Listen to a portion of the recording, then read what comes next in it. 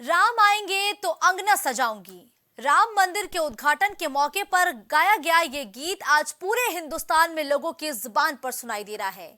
हर कलाकार इस गीत को गाकर 22 जनवरी को होने वाले राम मंदिर के प्राण प्रतिष्ठा कार्यक्रम में अपनी सहभागिता देना चाह रहा है।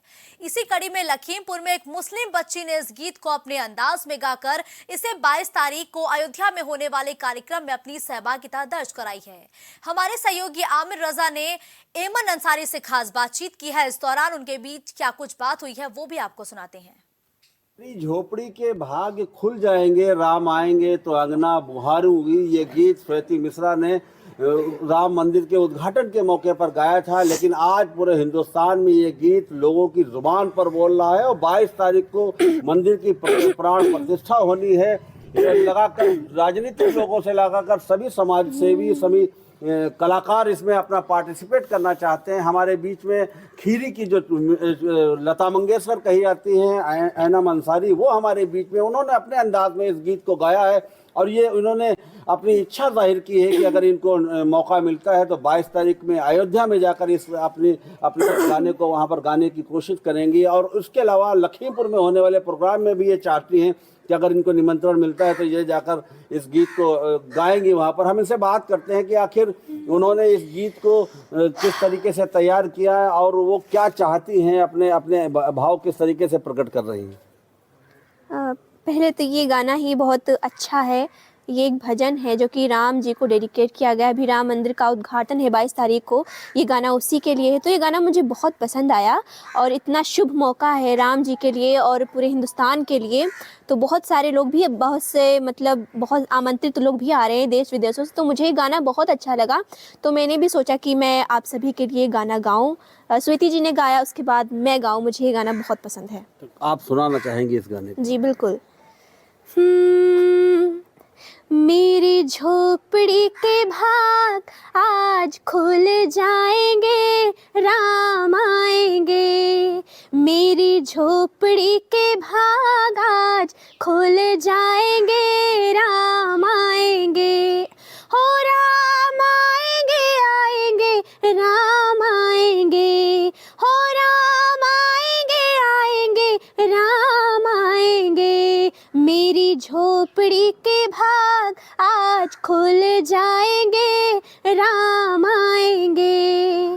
राम आएंगे तो अंगना सजाऊंगी, दीप जला के दिवाली मैं मनाऊंगी। हो राम आएंगे तो अंगना सजाऊंगी, दीप जला के दिवाली मैं मनाऊंगी। मेरे जन्मों के सारे पाप मिट जाएंगे, राम आएंगे।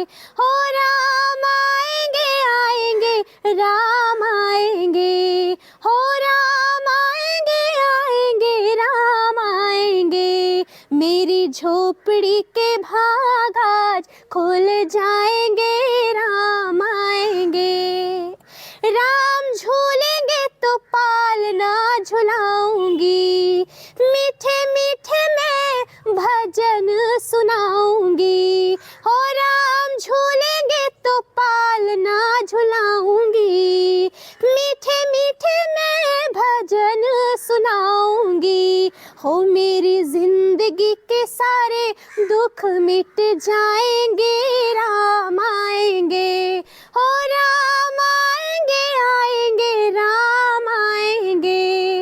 हो राम आएंगे, आएंगे राम आएंगे। हो मैं तो रुचि रुचि भोग लगाऊंगी, माखन मिश्री में राम को खिलाऊंगी।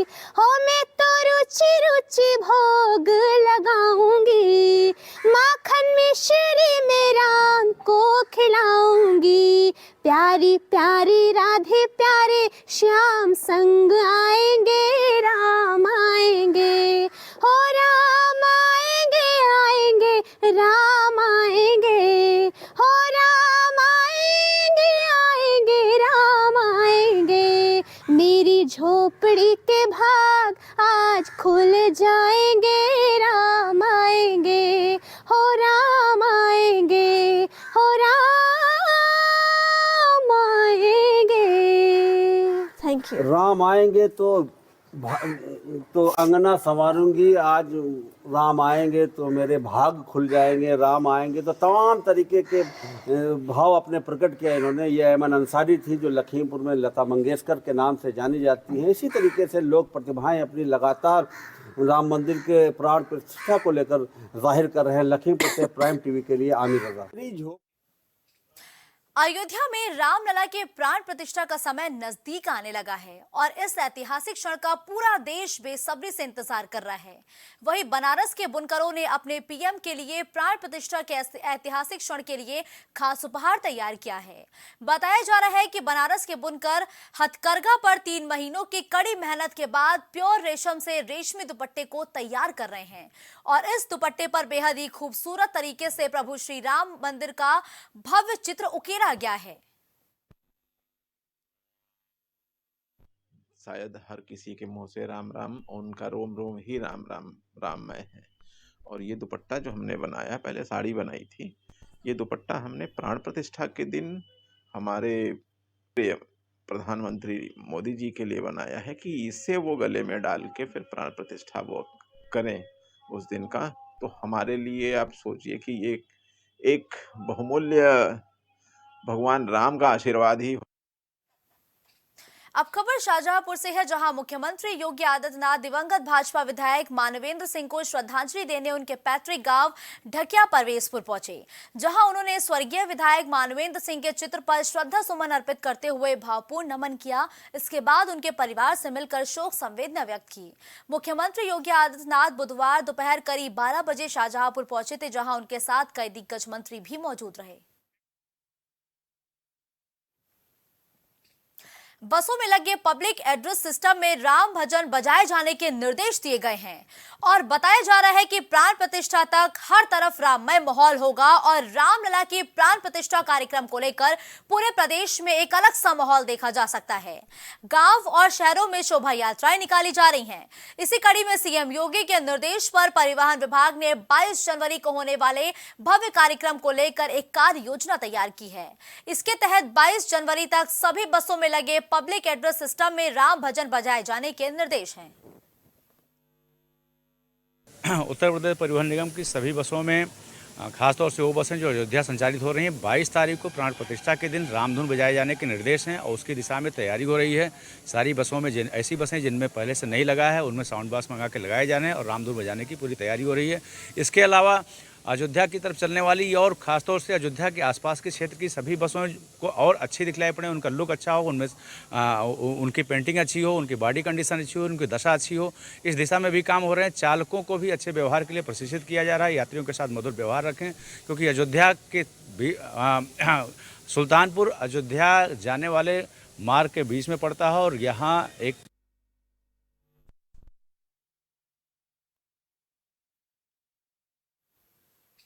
कांग्रेस ने महिला उत्पीड़न का मुद्दा उठाते हुए यूपी सरकार के खिलाफ मोर्चा खोल दिया है। कांग्रेस ने इस प्रदेश व्यापी प्रदर्शन में बीएचयू आईआईटी छात्रा के साथ गैंगरेप मामले को उठाया। इस दौरान कांग्रेस कार्यकर्ताओं ने जमकर नारेबाजी की है। उग्र प्रदर्शन को देखते हुए प्रशासन ने भी भारी तैयारी कर रखी थी और प्रशासन ने डीएम कार्यालय जा रहे कांग्रेसियों को बैरिकेडिंग लगाकर रोका भी है। करते हैं कि जो हम लोगों ने इतने वर्षों बाद उसको किया है और जो बोलने की आजादी थी, हमारी सड़कों पे अपनी बात कहने की आजादी थी, आम जनता अपनी बात कहती थी, सरकार से सवाल करती थी, तो ये सब इनको इस पे यकीन नहीं है। इसलिए आप इनको लोकतंत्र में यकीन नहीं है। इतनी बड़ी बड़ी घटनाएं हो जा रही हैं और बहुत सारी जो संस्थाएं इतने लंबे समय में हम लोगों ने पैदा किया था जो इस सवाल को उठाती थी और क्या कहते हैं कि अन्याय जो होता था उसके खिलाफ संस्थाएं स्वतः काम करती थी। सरकार का उस पे, वो चूंकि स्वायत्त संस्थाएं थी, सरकार का उस तरह नियंत्रण नहीं होता था। अब वो सरकार, सारी संस्थाएं सरकार के नियंत्रण में है, तो ये लोकतंत्र नहीं होगा, क्योंकि कोई भी सरकार, कोई भी व्यवस्था अपनी बहुत सारी संवैधानिक संस्थाओं के माध्यम से चलाई जाती है। जनता पार्टी उन अपराधियों को बचाती रही। मैं पूछना चाहती हूँ, मेरा सवाल ये है कि भारतीय जनता पार्टी के नेता बलात्कारी क्यों और उनको सजा क्यों नहीं मिलती? आज भी ब्रजभूषण खुला घूम रहा है। कुलदीप सिंह सेंगर, चिन्मय आनंद जैसे बड़े नाम हैं जो बलात्कार के आरोपी हैं। मैं पूछना चाहती हूँ कि इस बलात्कार बचाओ पार्टी का सबसे बड़ा उद्देश्य क्या है? बेटी बचाओ किससे बचाओ? भारतीय जनता पार्टी के नेताओं से बचाओ? सवाल ये है कि आज बेटी बचाओ जो अभियान है वो सबसे बड़ा समस्या बन चुकी है। किसी तरह से किसी बेटी को सुरक्षित नहीं महसूस कर रही है। जिस तरह से आप बीएचयू की छात्रा का देखिए या आप इस देश की महिला खिलाड़ियों को देखिए, मुझे लगता है कि ये शर्मनाक है भारतीय जनता पार्टी के लिए। राज्यपाल जी को जिलाधिकारी के माध्यम से आज हम लोग उत्तर प्रदेश कांग्रेस कमेटी से चल करके जिलाधिकारी के कार्यालय जा रहे थे, लेकिन उत्तर प्रदेश सरकार की पुलिस ने हम लोगों को बैरिकेड करके रोक दिया।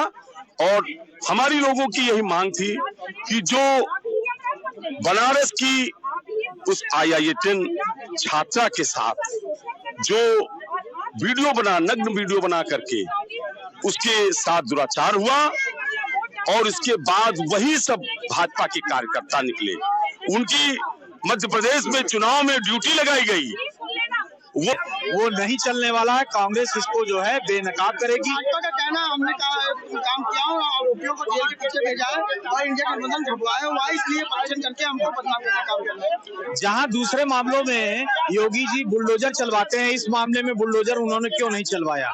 ये सवाल बहुत बड़ा है और योगी जी को जवाब देना होगा। कुर्सी पे बैठकर योगी का चोला पहने हुए अगर वो महिला अत्याचार में बलात्कारियों को संरक्षण देंगे तो ये नहीं चलने वाला है। स्वामी चिन्मयानंद से का मामला हो या हाथरस का मामला हो, जिस तरह से योगी जी शांति से बैठे रहते हैं वो साफ नजर आता है कि दूसरे मामलों में तो वो बुलडोजर चलाते हैं, इन मामलों में बुलडोजर कहाँ चला जाता है? ये कांग्रेस का बहुत बड़ा सवाल है और इसका जवाब योगी जी को देना होगा। कांग्रेस ने कल राजधानी लखनऊ में हमारे प्रदेश अध्यक्ष में छात्र के साथ गैंग रेप के बाद आज कांग्रेस प्रदर्शन पर उतरी है। कांग्रेस लगातार छात्र और महिलाओं के साथ है। आपको बता दें आज कांग्रेस की वो एक महिला नेता हमारे साथ बात करने के लिए, जिस तरीके से छात्र पर गैंगरेप हुआ उस पर कोई कार्रवाई नहीं हुई अभी तक बुलडोजर, इस पे आप लोगों ने प्रदर्शन किया, क्या कहेंगे? देखिए, हम लोग बार बार किसी भी महिला के साथ, किसी भी छात्रा के साथ जब भी कभी इस तरह की घटना हुई है, हम लोग पूरी कांग्रेसी महिलाएं पूरी टीम के साथ, पुरुष साथियों के साथ हम लोग रोड पर आते हैं, हम उनके हक की लड़ाई लड़ते हैं। अभी आपने देखा होगा कि सोनभद्र के जो विधायक थे गौड़ जी, उनको भी दोषी करार दिया गया था। 2014 में वो एक नाबालिग लड़की के साथ रेप किए, वो भी बीजेपी से। उसके बाद भी जो उनको 2022 में टिकट दिया गया, उनको संरक्षण मिला। उसके बाद बीजेपी यहाँ बीएचयू में जिस लड़की के साथ गैंगरेप हुआ और इतनी गंदी तरीके से उन लोगों ने उसके साथ व्यवहार किया, तो हमारे प्रदेश अध्यक्ष माननीय अजय राय जी ने उसी समय कहा था कि ये विश्व हिंदू परिषद के लड़के हैं, इनको बीजेपी का सपोर्ट है। बीजेपी वाले क्या किए कि जाकर हमारे अध्यक्ष जी के खिलाफ जो FIR कर दिए और आज आखिरकार हमारे अध्यक्ष जी की बात जो है सही साबित हुई। तो हमारी सरकार से ये मांग है कि जिस तरह से आपने उनके खिलाफ FIR किया था, आज आप उसी तरह से उनसे माफी मांगिए। आपने झूठा FIR उनके खिलाफ किया था। और देखिए, महिला उत्पीड़न के खिलाफ हमेशा कांग्रेस जो है वो सड़क पर होती है। आज फिर से हैं हम लोग। जब तक महिलाएं सुरक्षित नहीं हैं, उनके खिलाफ जब भी इस तरह का होगा, हम सब इस तरह से आएंगे, उनके लिए लड़ेंगे और आखिरी समय तक लड़ते रहेंगे। प्रदेश अध्यक्ष अजय राय ने ये कहा था कि अगर विपक्ष कोई होता तो बुलडोजर देता है, उन तीनों पे बुलडोजर क्यों नहीं चला, इस पे क्या कहेंगे? क्योंकि वो उनके सपोर्टर हैं, उन्हीं के आदमी हैं। और आप ये देखिए ना, बुलडोजर किसके पर चलता है? मुसलमानों के घर पे, मुसलमानों के घर पर चलता है, विपक्षी पार्टियों पर चलता है। क्या इनके यहाँ बुलडोजर नहीं चलना चाहिए? इन लोगों ने जो है इतनी लड़कियों के साथ, इतनी लड़कियों के मान सम्मान के साथ खेला है, उनके मतलब उनके साथ इतनी विभत्सता की है, उनके घर बुलडोजर नहीं चलना चाहिए। हम इंतजार कर रहे हैं कि इन लड़कों के घर कब बुलडोजर चलेगा। हम इंतजार कर रहे हैं कि सोनभद्र के उस विधायक के घर पे कब बुलडोजर चलेगा। हम इंतजार कर रहे हैं और हमारी ये मांग है कि उन पे भी बुलडोजर चलाया जाए। ये है कांग्रेस की एक महिला जो कार्यकर्ता है, जिनका साफ तौर पर कहना है जो अपराधी हैं उनके ऊपर बुलडोजर चले, यही हमारी मांग है। Mohammed Yusuf, prime TV, Lucknow. 22 जनवरी को अयोध्या में भगवान राम की प्राण प्रतिष्ठा का कार्यक्रम आयोजित होगा, जिसको लेकर अब उल्टी गिनती भी शुरू हो गई है। ऐसे में भक्तों का उत्साह लगातार बढ़ता जा रहा है। देश के कोने कोने में राम मंदिर का उत्सव दिखाई दे रहा है। वहीं प्राण प्रतिष्ठा कार्यक्रम को लेकर ब्रज क्षेत्र मंत्री गौरव रजावत से प्राइम टीवी ने खास बातचीत की है। जैसे जैसे 22 जनवरी का समय करीब आ रहा है, वैसे वैसे देशवासियों में उत्साह भी देखने को मिल रहा है। आपको बता दें कि 22 जनवरी को भगवान श्री राम के प्राण प्रतिष्ठान कार्यक्रम को लेकर पूरे देश में उत्साह है और वहीं ताजनगरी आगरा में भी बढ़ चढ़ कर लोग हिस्सा ले रहे हैं। इस वक्त हमारे साथ मौजूद हैं गौरव रजावत, इनसे बात कर लेते हैं। भैया, लोगों में जैसे जैसे समय करीब आ रहा है 22 जनवरी का, वैसे उत्साह भी बढ़ चढ़ कर देखने को मिल रहा है, क्या कहें? 550 साल की प्रतीक्षा उन सनातनियों की, 550 साल की प्रतीक्षा प्रत्येक हिंदू की आज जब दिव्य और भव्य मंदिर बनके तैयार है और हमारे राघवेंद्र सरकार श्री राम जी का, तो निश्चित तौर पर ये सनातनी जनमानस की ये इतनी बड़ी भीड़ सनातनी जनमानस तक ये जाना चाहिए और प्रत्येक हिंदू तक वो निमंत्रण जो उनके आराध्य के मंदिर बनने का है वो हम वो देने निकले हैं, क्योंकि परम कर्तव्य है दलित शोषित वंचितों तक जाना, क्योंकि राम राज्य की परिकल्पना आखिरी पंक्ति में खड़े हुए व्यक्ति के विकास से ही राम राज्य की परिकल्पना है। उस परिकल्पना को सिद्धता का कोई प्रमाण है तो राय रामचंद्र का मंदिर है। आपके द्वारा भी आज वहाँ पे कार्यक्रम किया गया है, उसको लेकर क्या कहेंगे? हम निमित्त मात्र हैं। हम तो कहते हैं ना कि राम काज कीने बिना मोए कहाँ विश्राम, तो ये काम है, ये राम जी का काज है। प्रत्येक हिंदू जनमानस, प्रत्येक सनातनी परंपरा का अनुयायी इस काम में लगा है, क्योंकि हर वर्ग ने, हर व्यक्ति ने उस राम मंदिर के लिए सहयोग किया था और आज दिव्य और भव्य राम मंदिर उसकी प्रामाणिकता है। इसके लिए हर सनातनी, हर हिंदू परिवार स्वागत कर रहा है, निमंत्रण को स्वीकारता कर रहा है। देख रहे हैं ये निमंत्रण और अक्षित, ये पूजित अक्षित जिस पर जय श्री राम लिखा है, ये प्रत्येक हिंदू के, प्रत्येक सनातनी के, प्रत्येक राम प्रेमी के घर तक पहुंचाने का काम हम सब लोग कर रहे हैं। देखिए, ये हमारे साथ गौरव रजावत है। इनका साफ तौर से कहना है जो भगवान श्री राम का जो प्राण प्रतिष्ठा कार्यक्रम है उसको लेकर देश में ही नहीं पूरी दुनिया में भी उत्साह है और इस कार्यक्रम में देश के बड़े राजनीतिक चेहरे और फिल्मी जगत की हस्तियां और देश के तमाम बड़े उद्योगपति भी इस कार्यक्रम में शामिल होंगे। आप साफ तौर से देख सकते हैं ये एक बड़ा आयोजन किया गया है गौरव रजावत की तरफ से, और जो हर एक घर में जाकर आपको दिखाते हैं, एक घर में भी ये निमंत्रण दे रहे हैं लोगों से। भगवान श्री राम जो अयोध्या में प्राण प्रतिष्ठा कार्यक्रम है उसको लेकर निमंत्रण भी दे रहे हैं और तमाम लोग हैं। भैया से बात कर लेते हैं। भैया, आप भगवान श्री राम के पूरी अभी जय श्री राम, जय श्री राम, जय श्री राम, क्या कहेंगे जय श्री राम। देखिए, लोगों में भी काफ़ी उत्साह है, जो निमंत्रण को स्वीकार कर रहे हैं उनमें भी काफ़ी उत्साह देखने को मिल रहा है और यहाँ पर बड़ी संख्या में राम की भक्ति में लोग डूबे हुए नजर आ रहे हैं। अपने सहयोगी उमर के साथ जीशान अहमद, प्राइम टीवी आगरा। खबर अलीगढ़ से है, जहां लोकदल की ओर से किसानों के सम्मान में किसान सम्मान यात्रा का आयोजन किया जा रहा है। हर एक तहसील से होकर गुजरने वाली किसान सम्मान यात्रा के जरिए मौजूदा सरकार पर जमकर प्रहार किया जा रहा है। साथ ही एमएसपी की मांग लगातार सरकार से की जा रही है। किसानों का साफ तौर पर कहना है कि किसानों के हक की आवाज को लोकदल की तरफ से उठाने का काम किया जा रहा है, जिसको लेकर किसान सम्मान यात्रा का आयोजन किया गया है।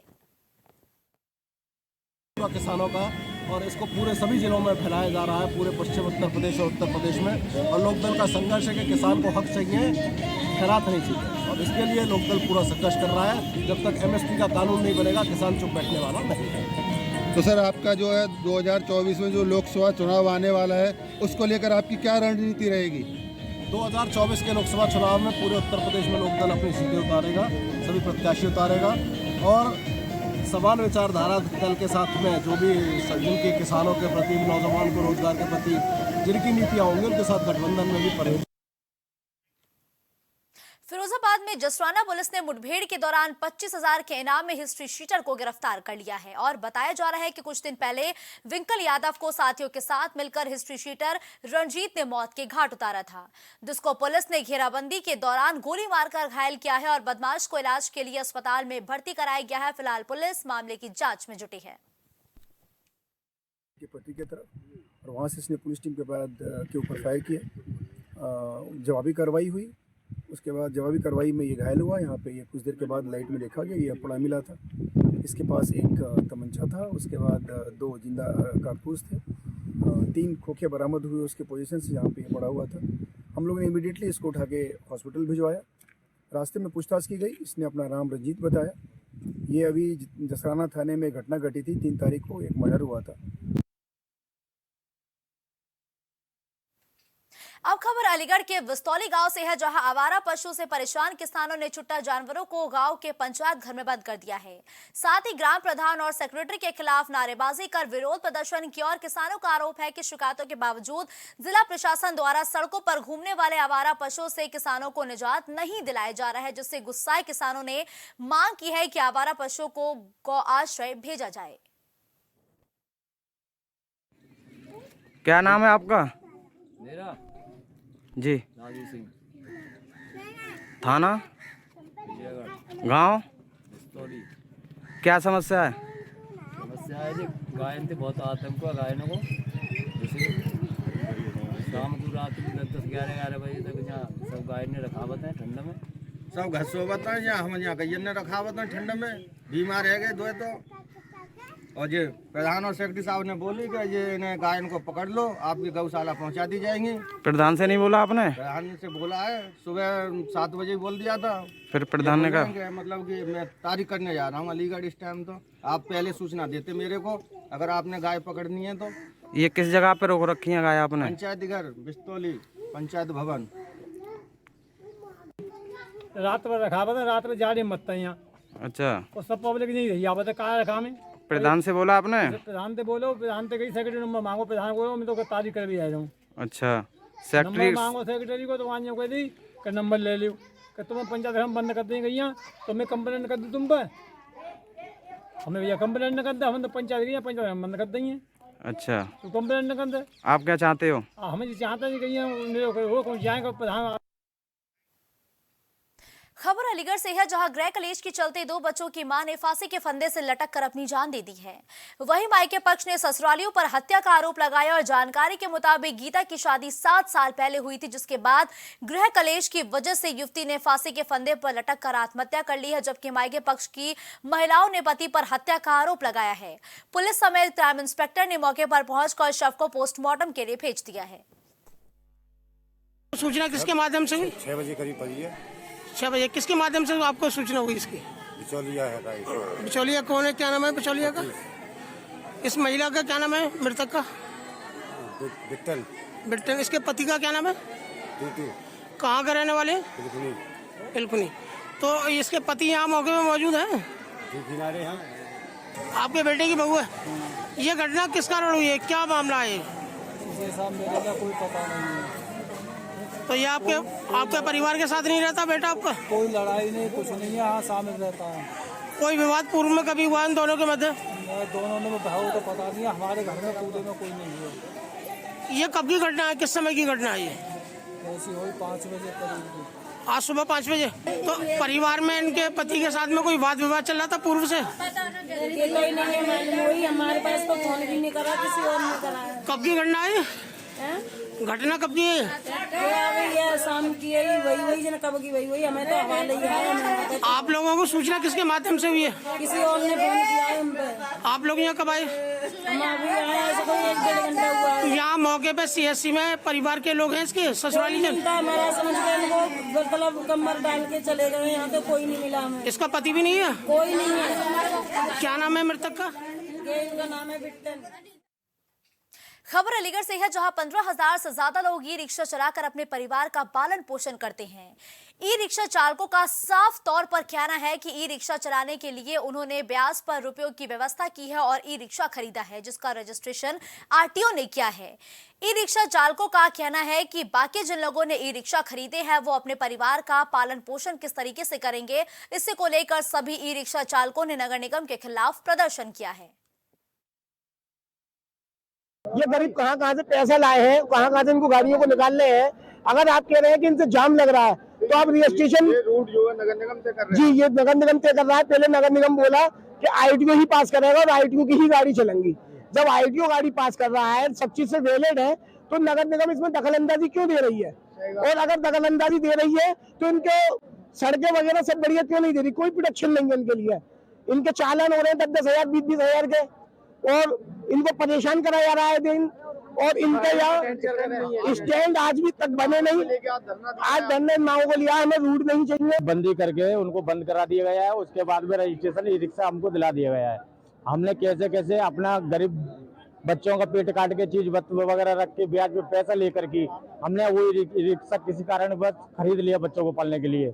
उसके बाद सर ई रिक्शा खरीदने के बाद में 7,000 रुपये दलाल हमसे मतलब लाइसेंस बनवाने की वो पैसे ले रहे हैं, और लाइसेंस बनवाने के लिए हम पे इतना पैसा नहीं हो पा रहा है।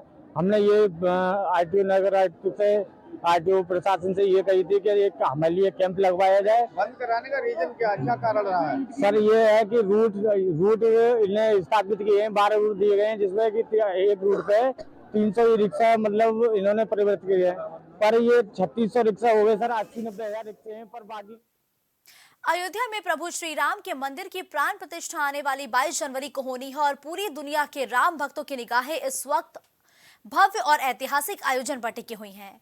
वहीं दूसरी तरफ बागपत में भी उसी तारीख उसी मुहूर्त में श्री राम की प्रतिमा को नवनिर्मित मंदिर में पूर्ण विधिवत स्थापित किया जाएगा। दरअसल बड़ौद के श्री राम इंटर कॉलेज में पिछले 10 सालों से एक मंदिर का निर्माण कार्य चल रहा है। इस मंदिर में रामलला के साथ शिव परिवार और माता लक्ष्मी की प्रतिमाओं की प्राण प्रतिष्ठा भी की जाएगी। आदित्यनाथ और माननीय जो हमारे प्रधानमंत्री जी हैं, उनके सानिध्य में जोरों शोरों से तैयारी चल रही है।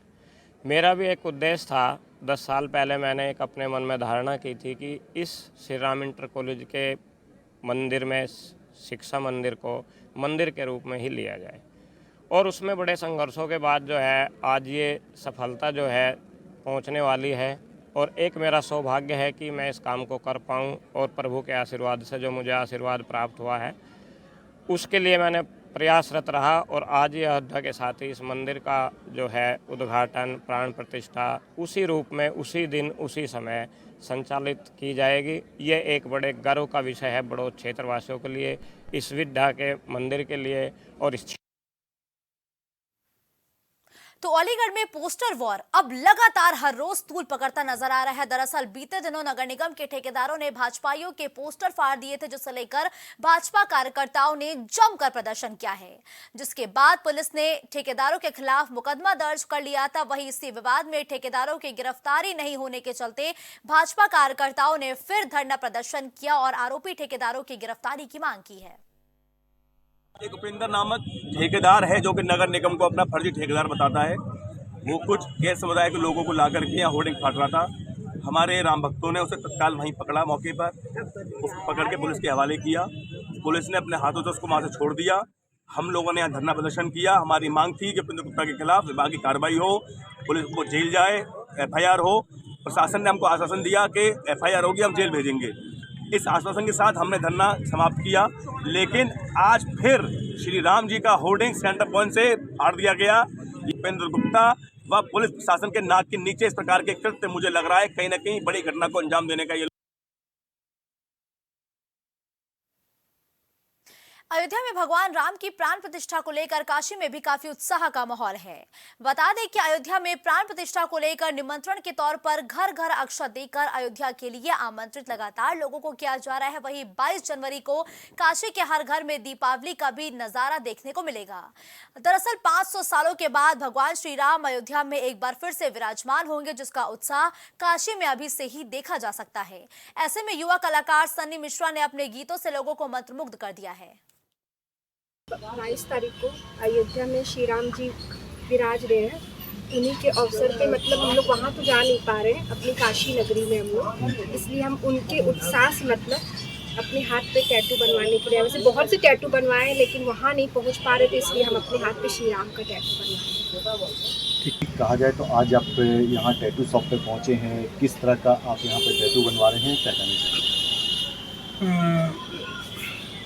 अयोध्या में श्री राम जी हमारे विराज रहे हैं, इस खुशी में हम अपने शरीर में टैटू लगवा रहे हैं। कहा जाए तो काशी धर्म की नगरी कही जाती है और यहाँ से भक्त बाबा और भोलेनाथ और भगवान श्री राम कहा जाए तो एक दूसरे के पूरक माने जाते हैं। तो काशी में किस तरह का उत्साह देखा जा रहा है और आप लोग इसे किस तरह से सेलिब्रेट? ऐसे में काशी में भी काफ़ी उत्सुकता देखी जा रही है। आप जो है टैटू के शॉप पर पहुँचे हैं, किस तरह का टैटू आप बनवा रहे हैं? हम भगवान श्री राम के नाम को अपने शरीर में बनवा रहे हैं। ये मेरी पहली टैटू है और भगवान श्री राम की प्राण प्रतिष्ठा एक तरह से ऐसा माहौल दुनिया में और भारत में होना चाहिए कि जितने भी सनातन धर्म को मानने वाले लोग हैं, हर घर में उस दिन भगवान श्री राम की प्राण प्रतिष्ठा हो।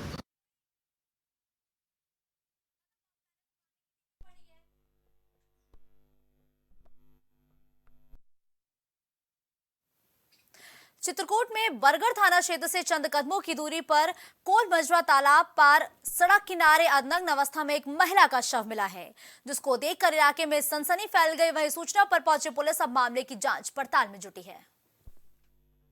क्षेत्राधिकारी तथा एडिशनल एसपी पहुंच चुके हैं। फील्ड यूनिट की टीम भी पहुंचने वाली है। मैं स्वयं घटनास्थल पर पहुंच रहा हूं। वहां सारे विधिक कार्यवाही करते हुए महिला की शिनाख्त करने का प्रयास किया जाएगा। साथ ही साथ पंचायतनामा पोस्टमार्टम की कार्यवाही संपन्न कराई जाएगी। बागपत में कोतवाली बड़ौद क्षेत्र के हिलवाड़ी गांव में एक बड़ा हादसा होने से बच गया है। बताया जा रहा है कि बागपत के शमशान घाट स्थल पर बने अंत्येष्टि स्थल की छत गिर गई, जिसके नीचे कई लोग दब गए। इस दौरान कई लोग गंभीर रूप से घायल हुए हैं, जिन्हें इलाज के लिए सीएचसी में भर्ती कराया गया है। फिलहाल वीडियो मामले की जांच में जुट गए हैं। इस बुलेटिन में फिलहाल के लिए बस इतना ही। देश और दुनिया की तमाम बड़ी खबरों के लिए आप देखते रहिए प्राइम टीवी।